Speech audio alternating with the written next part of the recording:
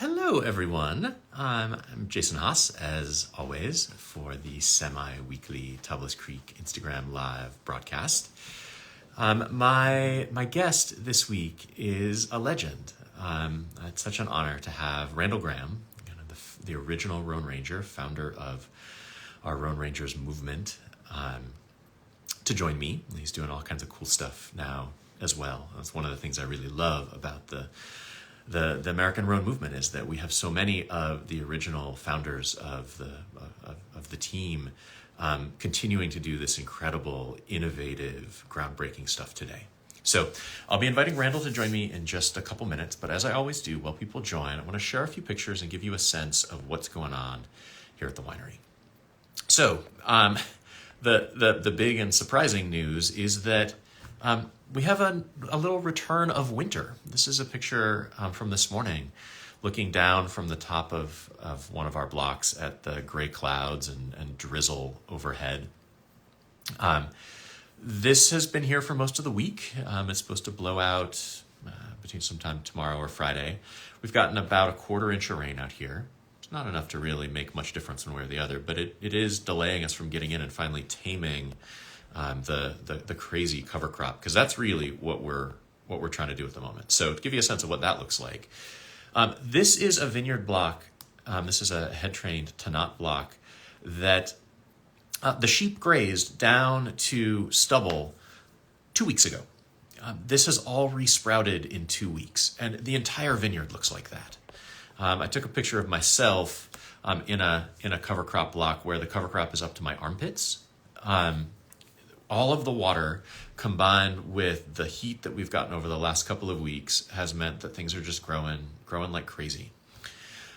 So we're trying to bring that under control. In some of the head train blocks, we've already gone through and disked and turned that cover crop under to start decomposing. In a bunch of other blocks, we are at the mowing stage. So we're going through and trying to mow. There's an example of that original photo. So the section on the right, the row on the right, we mowed last week, and that green growth you see in the middle of the row has already regrown. On the left was mowed on Monday. And then we're going through with our tournesol and getting the weeds out from in amongst the vines. That's what you see with the vine, the dirt that's been turned under in the right-hand row. So in the vineyard, we are seeing some pretty rapid growth. This is the least advanced variety we have. This is Rhone. And if you compare that to the most advanced, you'll see in Grenache, you're already seeing flower clusters, foot-long canes. We're expecting pretty exuberant growth this year after all the water, and we could not be more excited. In the cellar, we've been working on blending. We had César and Francois Perrin here last week. I also did a cool tasting of some Beaucastel Blancs, which was a real treat. And we put together our red blends from the 2022 vintage. So that will be the subject of my blog this week. And if you're interested in what we came up with and how we got there, check that out. It turned out to be a really strong year. We weren't sure quite what to expect heading into it, but all three of the main red grapes, Grenache and Syrah and Mourvedre, were all really good. Okay, so I'm going to stop sharing, and then I'm going to invite Randall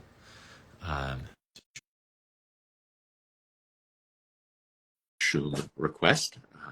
So I will accept that and hope that will all work just the way that we did in the test. There, it works. Excellent. Hello, Randall. Hey, Jason. How are you doing? I'm doing great. It's terrific to see you. Thank you for joining me.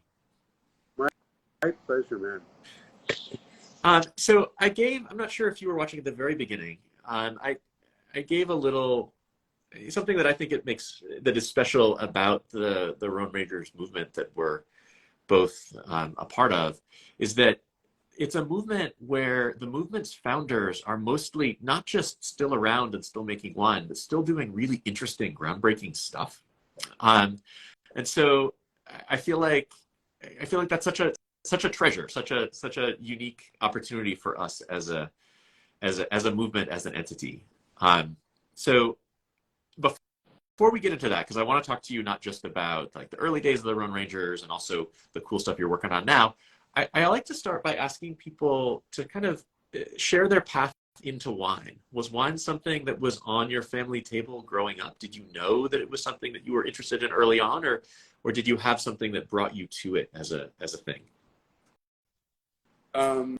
Well, Manischewitz was on our table at an early age, so that was not particularly, it was not really a fine wine mentality so much. And honestly, my entry into wine was pretty accidental. I mean, literally walked into a wine shop that was 2 blocks from my parents' house, and the first thing they asked me was, "Would you like to open a charge account, young man?" And I said, "Sure, sounds great." I was 20 years old, and sort of one thing led to another, and I ended up getting a job at the wine shop, and was exposed to the great wines of the world as an introduction to wine. I was drinking first growth wines pretty much on a regular basis. Quite an extraordinary opportunity in retrospect. Was there a wine that you remember that was like your first wine that made an impression on you? Many of those wines I can remember tasting very vividly.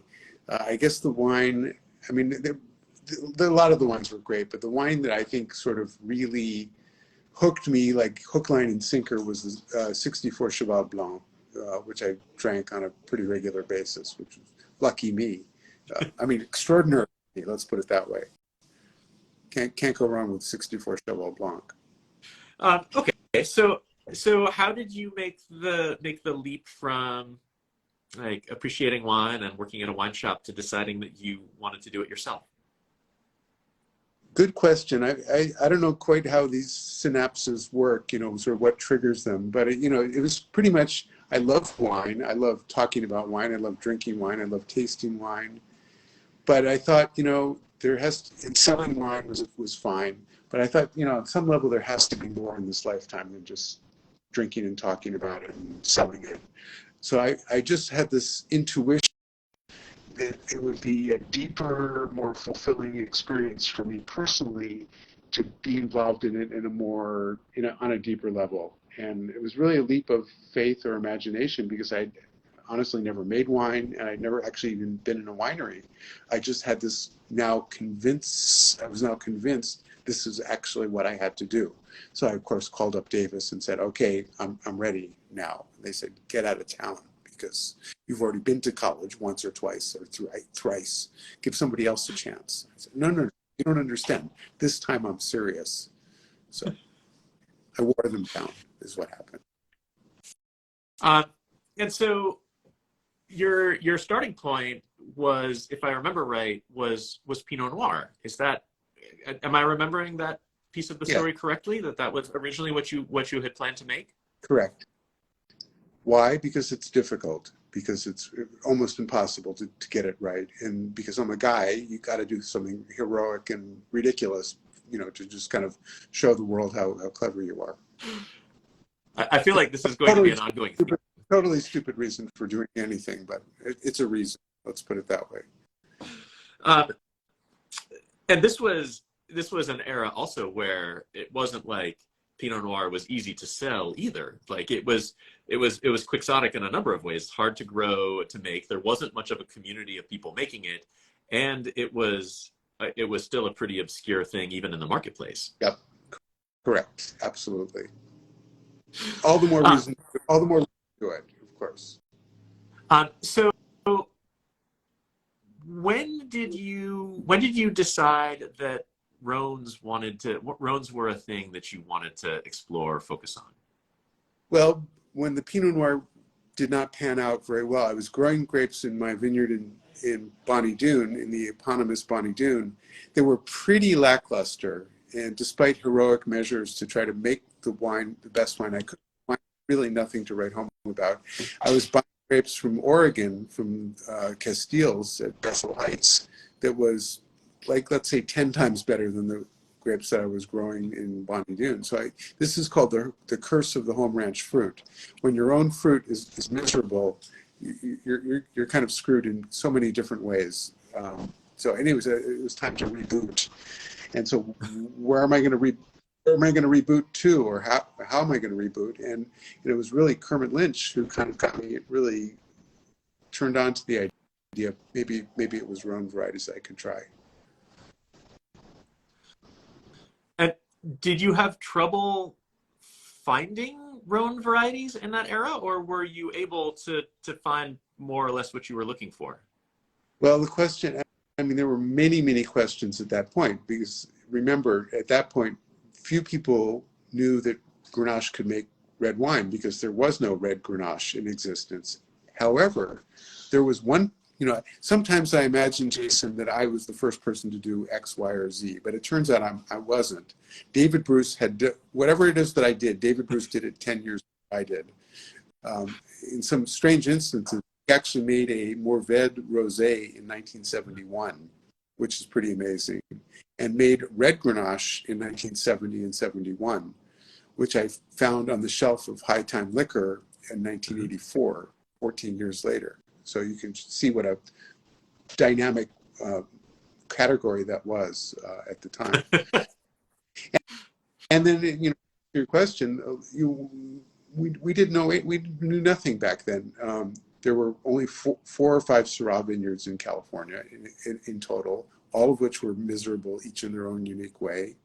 Cinsaut was traveling under the name of Black Malvoisie, not much Cinsaut. And then, of course, Mourvèdre was traveling under another name as well, and few people knew that it existed, apart from Darrell Cordy, who sort of alerted me to its existence.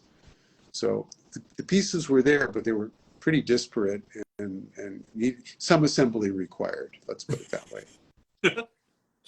I had a conversation with Morgan Twain Peterson on, I think it was early last year, and in the aftermath of that, he sent me that first viticultural survey of California that Charles Wetmore published back in, I think it was 1884, talking about the potential of all of these different grape varieties. And it was really humbling in that I was like, oh man, there were people who figured a lot of this stuff that we're still trying to figure out, that were writing about this in California 140 years ago. Yes. But the twin extinction events of phylloxera and of prohibition meant that so much of that institutional knowledge was lost, and I say we, but really I mean you, were left to pick up the pieces as best you could and as best we could as the California wine finally recovered from that in the 80s.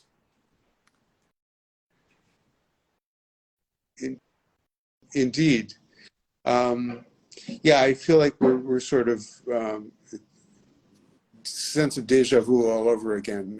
We're kind of starting from scratch. But a lot of things are really different. We're working with different kinds of material.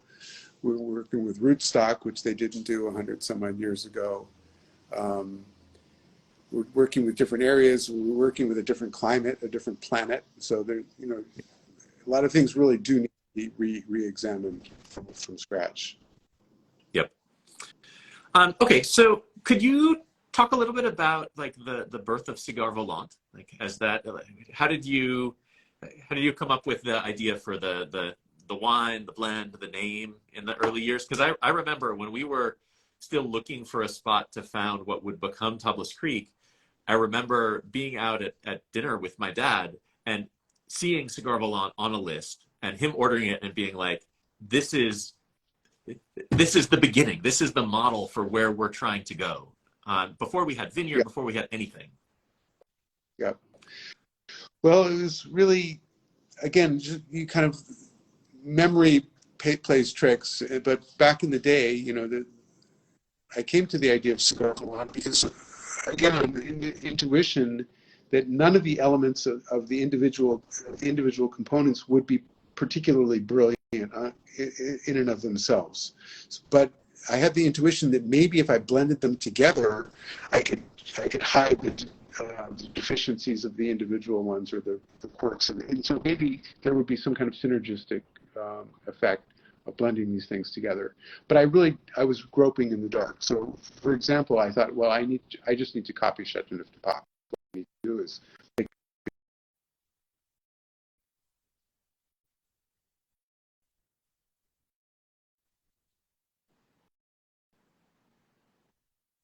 Found a very good Grenache vineyard. But in retrospect, it didn't have to be a good vineyard. It could have been a bad vineyard, and if it was a bad vineyard, the course of history might have been slightly altered. But it was a pretty good vineyard, and accidentally made pretty good wine from it.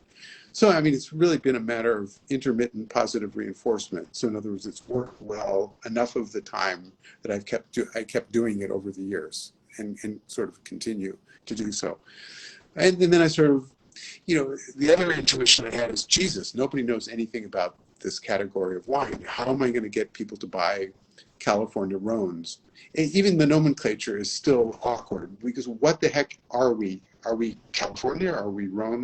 Who the heck are we? Anyways, and I honestly am troubled when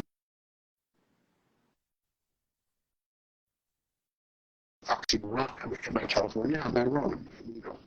What am I? Anyways, so I think we need to develop a new language to describe what the heck it is that we're doing. That's a side issue. So anyways, I thought, well, how am I going to get people? I'm sorry.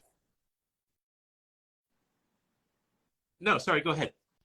There you go. No, so what I was saying is I need to find a way to interest people and contextualize what it is that I'm doing. So I needed to make some kind of referent to Châteauneuf-du-Pape, to the Rhone, but that's problematic, because every time you do that, you are comparing yourself to something that's something totally different, and you come off sort of the lesser for that comparison. So, for example, when you try to describe yourself as Chateau quelque chose or Domaine de n'importe quoi, you always seem pretentious and stupid. And that's not the effect I was trying for, particularly. I may have achieved it accidentally, but that's not the effect I was trying for. So I wanted to reference the French context, but I didn't want to come off as being a wannabe. So I thought I need to do something clever and ironic and funny, and accidentally came up with Cigare Volant, flying cigar, having read about an obscure law in 1954 with prohibiting the landing of flying saucers, etc. So that was a very cool, funny, accidental thing that happened, but I saw the opportunity. Yeah, I think it was brilliant. I think it did exactly what you were hoping for. It sort of referenced the origin story, the origin place of a blend like that without making it feel derivative. And I think you're right, that's still a challenge for us as a movement. And I'm curious as to what are your thoughts about the term Rhone Ranger? Like, do you feel like that's helpful? Do you feel like that's distracting? What are your thoughts? Deeply ambivalent, of course. I mean, obviously, I've got great emotional, personal affection for the term Rhone Ranger. Rhone Ranger has been very, very good to me over time. However, it still is derivative. I mean, are we Rhone Rangers, or are we California? What kind of Rangers are we anyways? So, I mean, at this point, I would love to be the San Juan Bautista Ranger if I could. But in fact, I think we Rhone Rangers, such as we are, need to think about where we're going in the future, and really, how can we bring something truly distinctive and different? And what is our point of differentiation? Why should anyone want to drink our wines compared to, say, a Côte Rôtie or a Cornas or Saint Joseph? I mean, what is our proposition that makes our wines as interesting or more interesting or different and original in their own way? That's really what we should be asking. I think that's one of the challenges that, I mean, any winery in the New World faces, but it's maybe made a little more complicated for those of us working with Rhone varieties, because that region still offers such amazing value. It's not like we're making domestic Pinot Noir because Grand Cru Burgundy has become out of reach in price. You can get a great Côte du Rhone for $15 still. So I think it's a little harder for us to to say it's not just that we're doing it just as well but less expensively. We have to somehow talk about what makes our choice to do this special.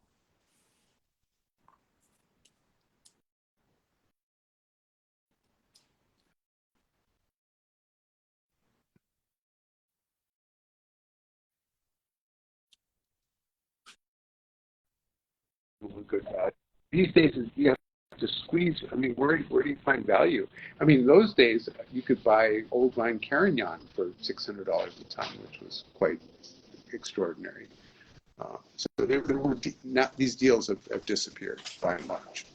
So now we have to think of something different to add value, adds interesting value and interest. So I've got some ideas about how to.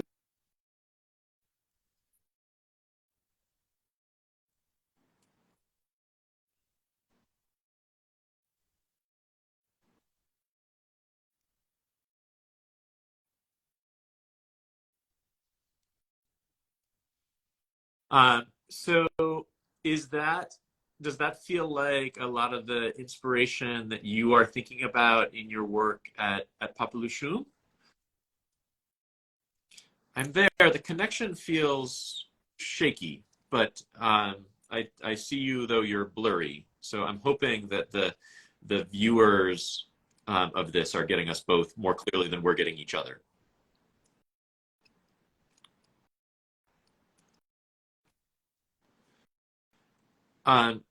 So the question the so the question that I'm wondering is that push to do something new, um, is that behind the experimentation that you're doing at Popelouchum? And you should probably give people a little primer on what Popelouchum is all about too, since I'm guessing that probably more people know you from Bonnie Doon than from Popelouchum. Yes, indeed. So we're doing three interesting things. Well, we're doing more, but three basic things at Popelouchum. One is we're growing grape variety, normal named grape varieties that exist already. Things like Grenache Noir, Grenache Gris, Grenache Blanc, Cinsaut, sort of normal, semi-normal things. But we're trying to do it in a more thoughtful, interesting way, more soulful way. So we're head training the vines. We're trying to either dry farm them or irrigate them minimally. We're really working on developing the biotic potential of the soil using biochar and other things to try to get some soil expression of soil characteristics. That's the one thing that we're doing that's kind of semi-normal. Then we're doing some strange things, different things. And one of those is we're doing self-processes of certain grape varieties. For example, Syrah or Serene, which is another conversation altogether. But in so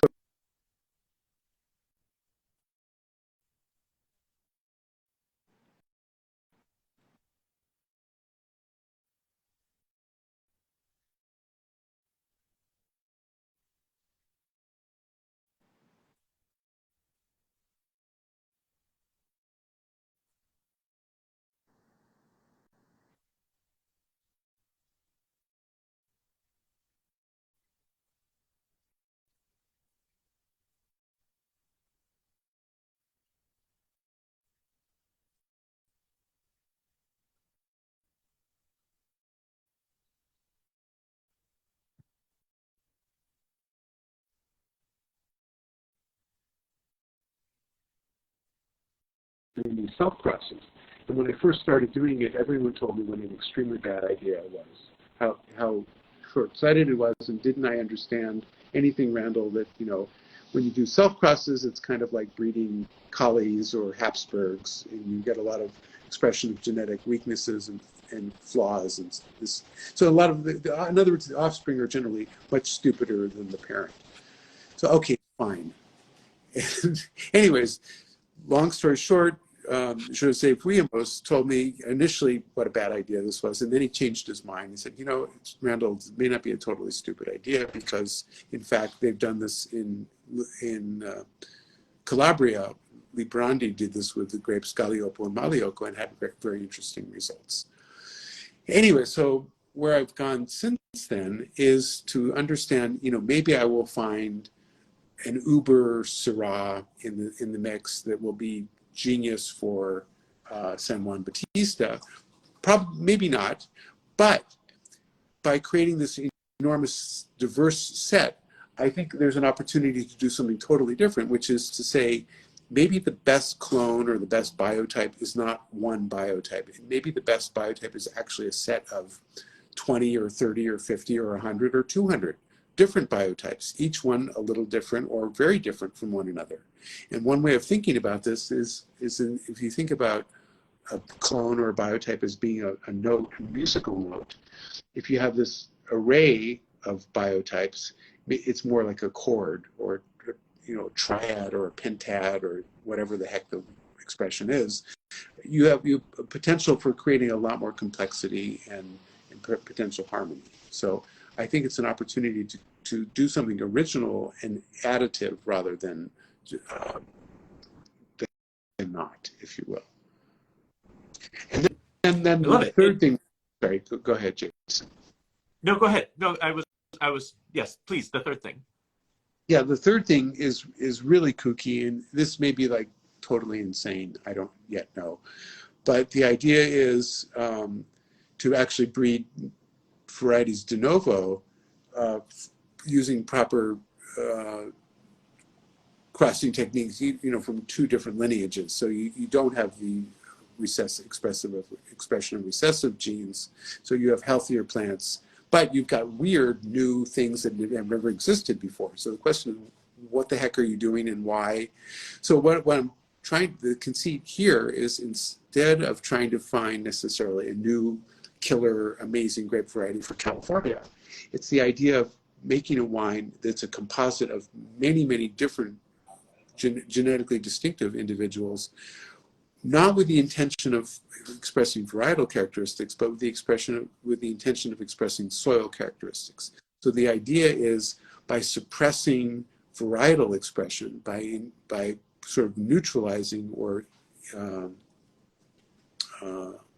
neutralizing varietal expression, is this a strategy for allowing the expression of soil characteristics? So it's a gestalt. One element recedes, so the other element is more expressive, if you will. That's a conversation I had with my dad a lot, in that as we're putting these different blends together, you figure that like the flavor spikes, the peaks of flavor of an individual grape are almost always going to be larger than whatever the signature is of place. But if you're blending multiple grapes together, you're bringing down those peaks of those individual grapes, and hopefully that character of place, which is going to be a thread that's going to run through all the different varieties, is going to become easier to perceive and to share. Yeah, I mean, this is why Syrah should never be given more than a 25% chance in a blend, because it's like a drunk at a party. It just takes over. It puts the lampshade over its head and just sort of dominates the whole experience. Yeah. Cool. Okay, so I'd love you to talk a little bit about what you're working on at Language of Yes. Yes.